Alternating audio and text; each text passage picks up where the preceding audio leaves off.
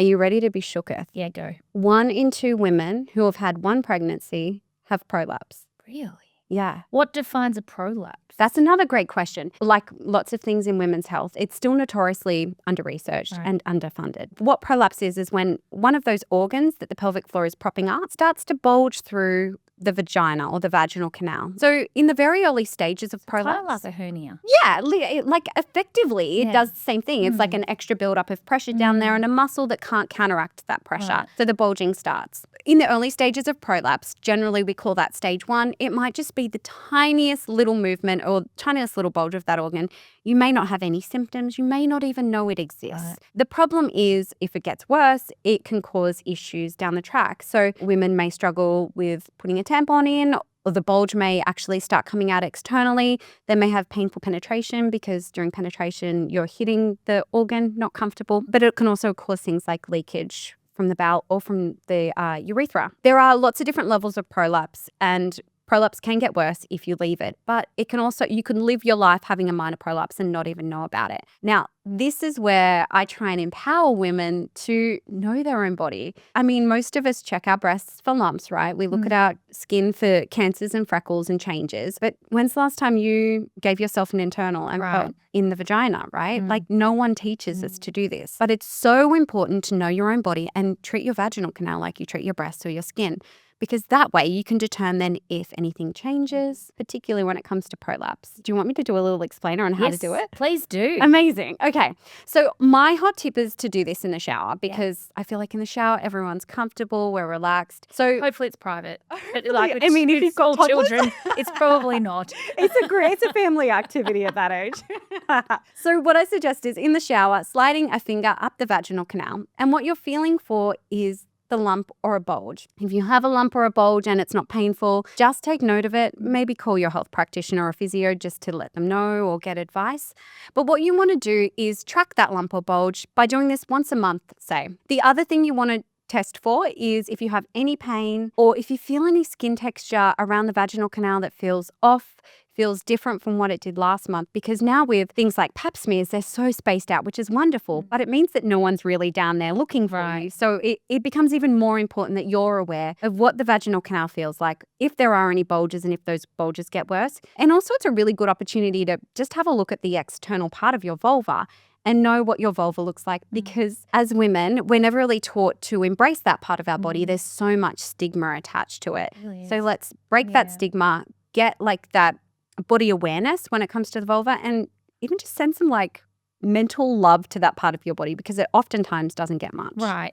I think it's so important that we do that because there's no one doing that for us. No. It's the same as breast health too. No one's ever going to know your breasts as well as you are if you're actually palpating and aware of that area of your body and any changes that might happen. You're going to find them first if you're doing that. 100% agree. 100%. So you talked about like you can have a bulge and then it can be a stage 2. Is that the right thing? Stage 3, so it goes then from like what does that stage look 1 like? upwards. When we get to the bulge becoming external, normally that's kind of stage 3, stage 4.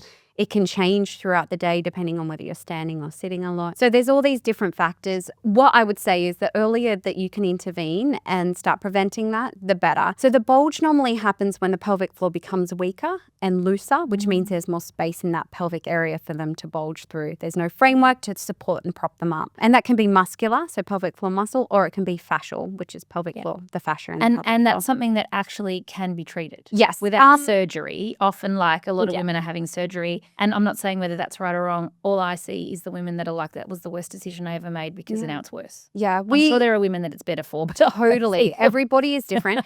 And I think if we're broadly speaking, what I would say is that prevention or trying to find other options that are non-invasive and have less risk than surgery is always the best way forward, right? Yeah. So there are treatments available to help strengthen the pelvic floor muscles to help alleviate prolapse in a lot of the cases, because with surgery, as I said, there's risk, there's normally quite a high cost, and the recovery time is not ideal. And to give you an idea of the stats, the success rate with mesh surgery for prolapse is sitting anywhere between 85 and 95%, whereas with the treatments that we offer in clinic, the clinical research shows in less than 3 weeks, it's a 95% success rate with no side effects. So, I mean, for me, it's an obvious choice. Yeah. I mean, it's so helpful for so many women because I think it's one of the things we absolutely ignore. We laugh about it. We have a bit of a giggle. We kind of go, oh my gosh, this gets worse as we get older, and we kind of have accepted that it's just the way it is.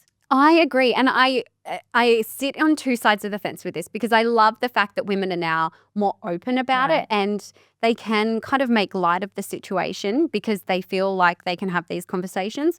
But at the same time, it's like I feel like we're veering too far into the lane of just accepting that now, where it's like, no, you don't have to live with this gal. We want you to have the best, most amazing life as you get older. And as women, we're already juggling kids and careers and trying to look and feel our best. We don't need to be worrying about wearing panty liners every time we go to the gym. Absolutely. Absolutely. So we've mentioned most of the symptoms. Did we leave any out? Oh, good question. So it's like leakage, pain. Yes. So you can have painful penetration.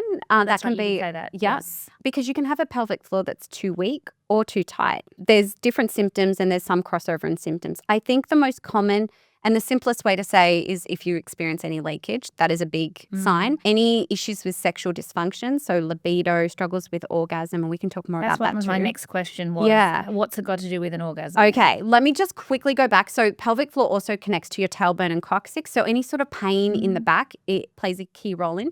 Actually, are you ready for another mind blow with that? Okay, and you guys can do this at home too. So I want everyone to flex their foot for me. Now, before you even moved your ankle, your body switched on a muscle subconsciously. Guess what it was? What, my pelvic floor? Really? Yes. Wow. How wild is that? That's crazy. So I think that's a really important thing to realize because it just shows you how important the pelvic floor is. What else is it switching on? What else? Exactly. If you raise your arm up like this. Same thing. Same thing, babe. Yeah. Wow. So that's how important it is when it comes to almost every single movement you make, not even talking about running. Sneezing. Well, literally, like everything that you do Definitely. that requires Sneezing, stability. Yes. That's extra intra-abdominal pressure. You need to be able to switch that pelvic floor on to stabilize your entire body.